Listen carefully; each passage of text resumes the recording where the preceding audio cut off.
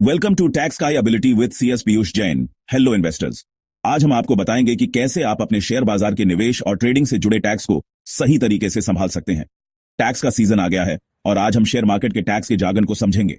यह जानकारी आपके लिए बहुत महत्वपूर्ण है ताकि आप अपने टैक्स को सही तरीके से फाइल कर सकें और किसी भी प्रकार की परेशानी से बच सकें। सबसे पहले कैपिटल गेन्स के बारे में बात करते हैं।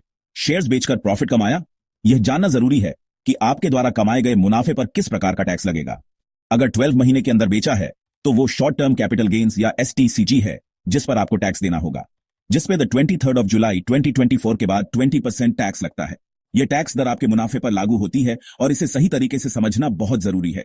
ज्यादा समय तक होल्ड किया, अगर आपने अपने शेयरों को 1 साल से अधिक समय तक होल्ड किया है तो वो लॉन्ग टर्म कैपिटल गेन्स या एलटीसीजी है और इस पर भी टैक्स लगता है, जिसपे 1.25 लाख रुपीज से ज्यादा के प्रॉफिट पर 12.5% टैक्स लगता है। यह दर आपके दीर्घकालिक निवेश पर लागू होती है और इसे ध्यान में रखना महत्वपूर्ण है। और डिविडेंड्स के बारे में मत भूलना। डिविडेंड्स भी आपके टैक्सेबल इनकम का हिस्सा होते हैं। इन पर आपकी इनकम स्लैब के हिसाब से टैक्स लगता है। इंट्राडे ट्रेडिंग करते हो, इंट्राडे ट्रेडिंग से होने वाला मुनाफा भी टैक्स के दायरे में आता है। उस प्रॉफिट को स्पेकुलेटिव बिजनेस इनकम कहते हैं और इस पर भी टैक्स लगता है और आपकी इनकम स्लैब के हिसाब से टैक्स लगता है। यह जानना महत्वपूर्ण है कि आपकी आय किस श्रेणी में आती है ताकि आप सही तरीके से टैक्स का भुगतान कर सकें। अब फ्यूचर्स एंड ऑप्शंस में ट्रेड करने वालों के लिए आपकी income non speculative business income है। फ्यूचर्स एंड ऑप्शंस से होने वाली आय पर भी वही टैक्स नियम लागू होते हैं जो अन्य आय पर होते हैं।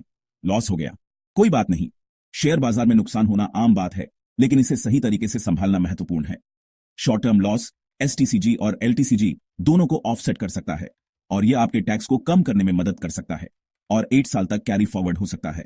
लॉन्ग टर्म लॉस सिर्फ एलटीसीजी के अगेंस्ट, लेकिन कैरी फॉरवर्ड 8 साल तक ही। सही आईटीआर फॉर्म चुनना बहुत जरूरी है। इन्वेस्टर्स आईटीआर 2 यूज करें, ट्रेडर्स आईटीआर 3 यूज करें। यह सुनिश्चित करें कि आप सही फॉर्म का उपयोग कर रहे हैं ताकि आपका टैक्स सही तरीके से फाइल हो सके। याद रखें, सही टैक्स प्लानिंग से आप टैक्स रूल्स फॉलो करते हैं और टैक्स कम देना पड़ता है। आज के लिए बस इतना ही। उम्मीद है कि आपको यह जानकारी उपयोगी लगी होगी। लाइक, सब्सक्राइब और शेयर करो ताकि और लोग भी टैक्स समझ सकें। धन्यवाद।